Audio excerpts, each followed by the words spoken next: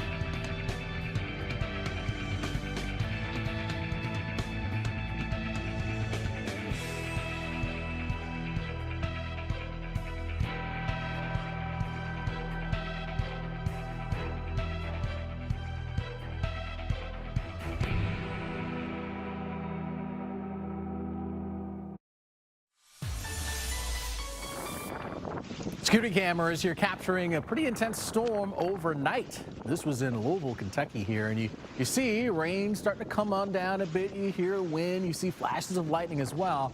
Picks up in intensity though. Rain starts to get going a bit more, coming in sideways, gets much windier. Look at those trees in the background.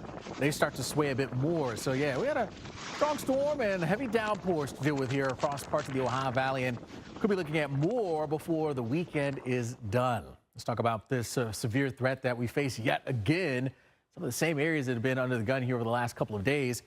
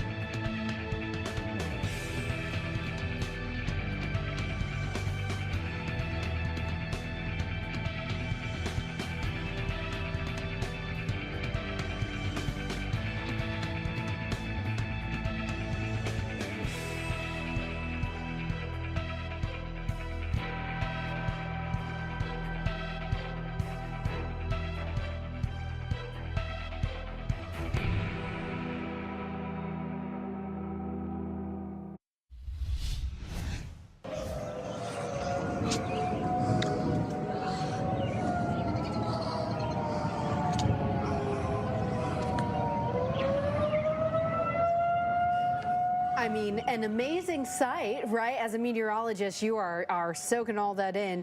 Terrifying situation, though, for the homeowner or whoever's taking this video there as the tornado sirens are going off, and clearly you can see some very angry skies. Chris, this has been the story now for a couple days for many in this region. Yeah, this was the tornado-warned storm just south of Franklin, Tennessee, close to Spring Hill.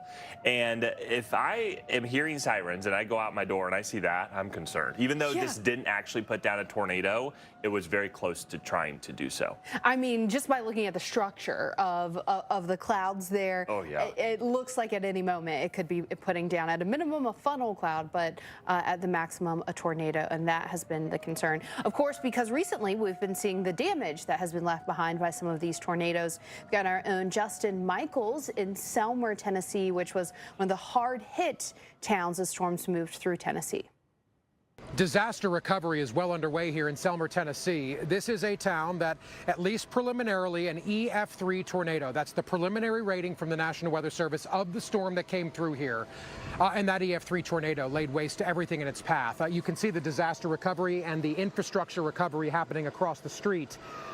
Communications are down. Power is out. So many people need those two things to help in their personal recovery. So these teams are working hard trying to get those lines back, get them back up, get them re-energized, and get people moving again.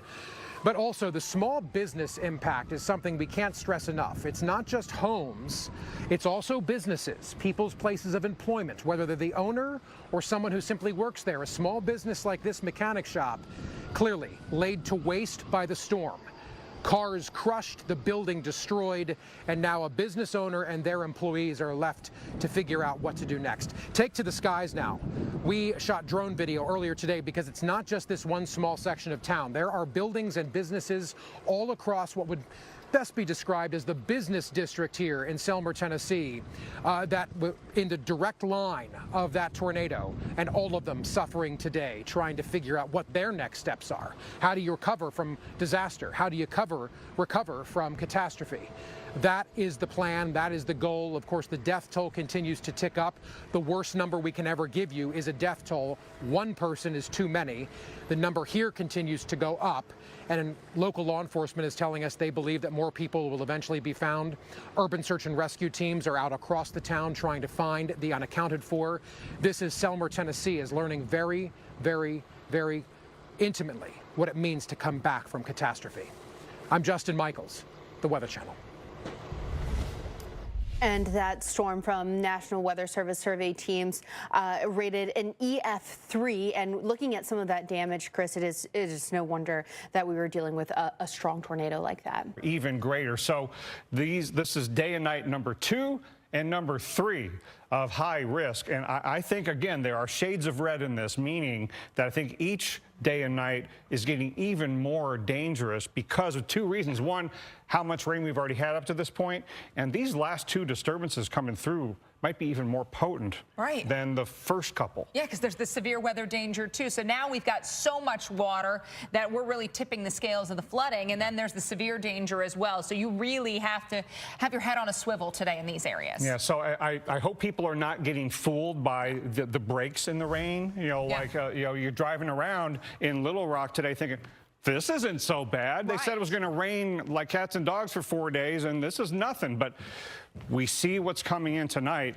And Alex, we often use the phrase, the differences between night and day. Well, the difference between today and tonight is not just going to be night and day. It's going to be, with that darkness will come the really dangerous storms. And darkness always makes tornadoes and flash flooding even more dangerous than they otherwise would be. Exactly. So if you're able to, camp out in your safe spot, that's where you'll want to be here in the next, 12 to 24 hours. Little Rock is currently 81 degrees, winds gusting over 20 miles an hour. We know out of our storms, though, we could be looking at much, much stronger of gusts. Tornado watch in effect until 10 o'clock local time for areas around Texarkana up through Nashville. We've got a tornado watch until 9 o'clock Central Time for northern sections of the state of Arkansas back through College Station, Texas. Then the severe thunderstorm watch is up into parts of Kentucky as well as parts of Missouri.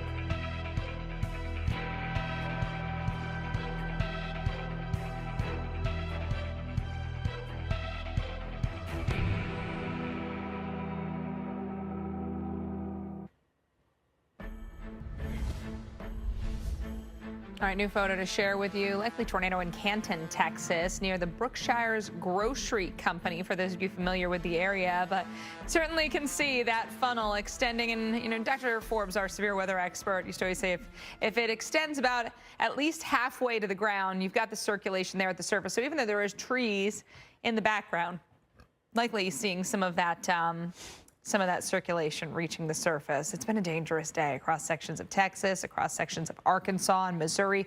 The good news right now, if there is any, is that we only have one active tornado warning currently. We have plenty of severe thunderstorm warnings. We have plenty of flash flood warnings. And the risk continues for more tornado warnings. So I don't want you to think, oh, good, the numbers are going down, so the threat is going down. Not the case. And sure enough, just as I say that, we've got a new tornado warning here in the north central part of the state of Arkansas. Well, so we'll get you there in just a moment. I want to start here to the south, areas south of Texarkana, also north and east of Texarkana, under severe thunderstorm warnings. Very heavy rain, hail, gusty, damaging winds, all possible. So Bowie, Cass, Miller counties under the warning, including Texarkana, and the National Weather Service is saying tornado possible with this considerable threat. When we issue a threat that would be, you know, above and beyond, considerable or destructive. Considerable takes us into that, you know, ping pong ball sized hail or winds to 70 miles an hour. If it's a destructive threat, then you're getting into the really large hailstones, 2 inch or more, and the winds to 80 miles an hour. So here you're looking at, you know, upping the ante on our, you know, severe or typical severe thunderstorm warning threats, the quarter sized hail, and also that risk of 60-mile-per-hour wind. So here, looking at hail, probably still only around a quarter. So it's the 70-mile-per-hour winds you got to watch for around the Texarkana area. Up to the north, you can see the little appendage on this one. This is well to the west of Jonesboro, Independence, Izard, and Sharp counties in the northern and central part, northeast part of the state of Arkansas. Good-looking hail core up to the north of Marcella on this one, and tornado would be sitting right around the Marcella area, headed up towards Highway 167, Lafferty, Cave City. These would all be communities in play. Down towards the south of Marcella, there's where you've got your area of rotation. So right in here, this is going to be moving to the north. Cushman, Cave City, Marcella, Bethesda, all in the path of this. These storms today have been moving generally about 40 to 50 miles an hour, some of them even faster. So if you get that tornado warning, you need to be in your safe spot. Up to the north, we continue with our tornado warning, but that's starting to move out. And you notice the National Weather Service local office has gone with a severe thunderstorm warning. So certainly some hail up here. Notice the heavy rain and hail falling over these areas that are also under a flash flood warning. So this is not going to do us any favors in these areas east of Williamsville that are already dealing with flash flooding. We're going to see more problems. Things are going to get worse way before they get better in these communities. Dr. Knabb, we keep that threat of severe weather and flooding going tonight and again tomorrow.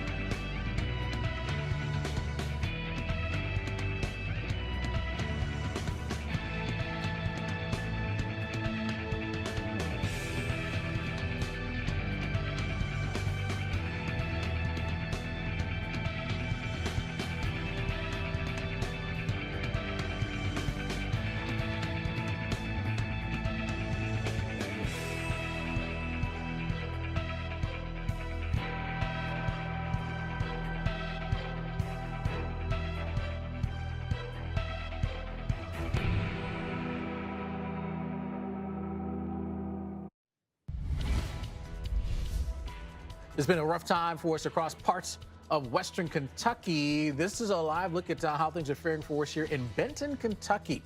This is an area that's taken on a lot of rain, over a foot of rainfall here with all the rain that we've seen over the last several, and that has now filled up this area. That water there under this vehicle should not be there. That doesn't mean Captain Knabb, obvious, right? But yeah, it's just been incredible that what we've had to deal with here. You can see the street signs that are in place. Looks like a dealership there, and the water that just continues to flow on through this area. And it's still raining in this location. Again, we've seen over a foot, and it continues to rain. Pretty terrible. Obviously, this is going to be an ongoing situation through the evening and into tomorrow. We're going to keep you guys posted on all the alerts that come with it over the next 24 to 48 hours. Here's a look at the Memphis camera. We were looking at this, 10 minutes ago, Alex, and we had traffic brake lights on through the entire period. Now we're starting to see traffic move again. Yes, a much better scenario here for us, at least in this location here along Interstate 40. And the reason why is because up the road a bit here, as you continue down 40, moving away from where the camera is, there was basically an underpass, and it started to take on water, and that is what kind of bottled things up as people were trying to go around the high water that was starting to fill up that location. Looks like maybe there was a drain that maybe had gotten clogged up.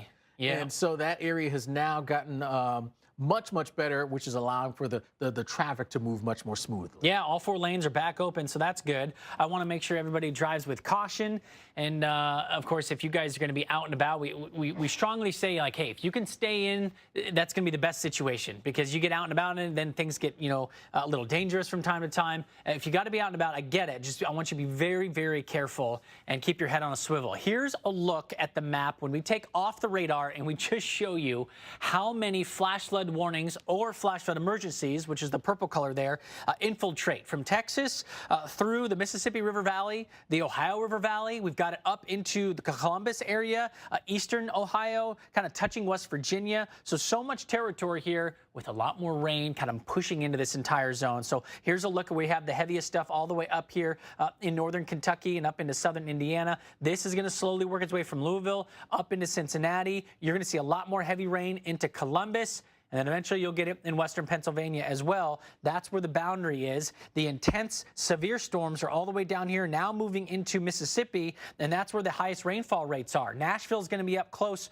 with some heavy rain for you. Meanwhile, we're waiting for the light switch to turn off in Memphis, and that doesn't show any signs of happening anytime soon. We've already experienced so much rainfall in the last several days. We're talking double-digit rainfall here, and now look what's coming in on the southwest flank of this, and it's going to right along that boundary, crossing over I-55 and looking to continue to cause problems across Highway 269, I-55, I-40, some of those areas that we just talked about. This is just in the past 3 hours. Look at this. We've got areas that are getting radar estimated 3, 4, 5 inches of rain. This is the past 48 hours. Notice where that boundary is. If you're south and east of that boundary, look at Holly Springs. Not bad. But you're north and west of that boundary, that's the concerning area, and that's exactly where we've seen the heaviest stuff so far. That's where the current boundary is right now, and hopefully, Alex, we'll get this thing to shift east ASAP.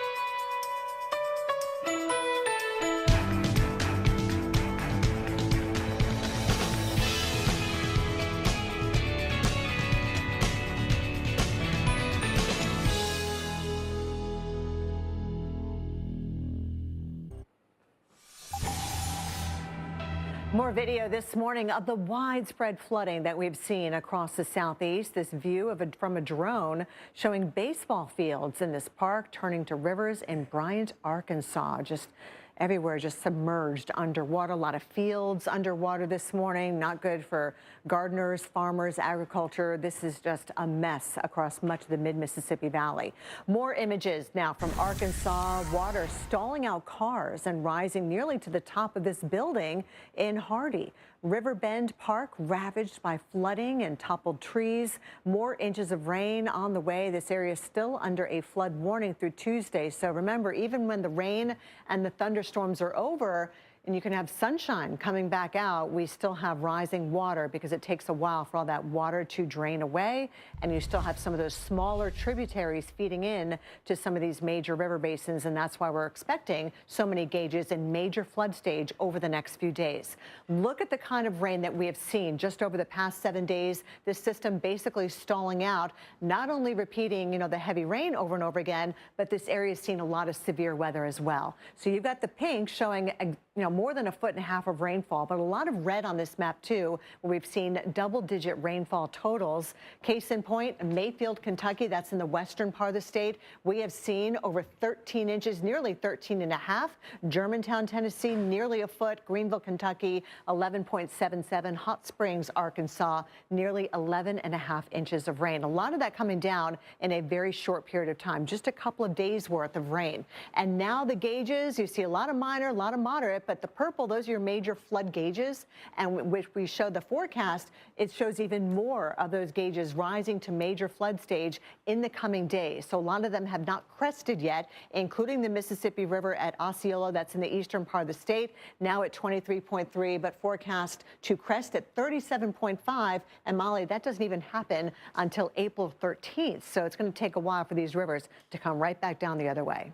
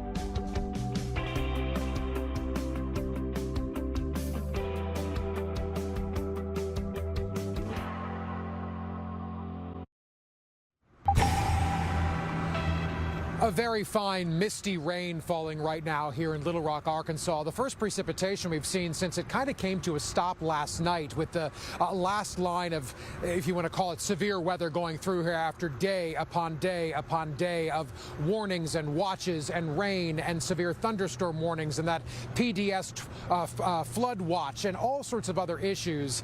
You can see there we've had more than a foot of rain in Little Rock, Arkansas since all this began several days ago. tornado, and that's just one location. Remember, many locations even saw more than that. And in fact, yesterday there was a point here in Little Rock where we were seeing what would have been easily 2 to 3 inch per hour rain rates, and that's when that flash flood emergency came through around midday yesterday.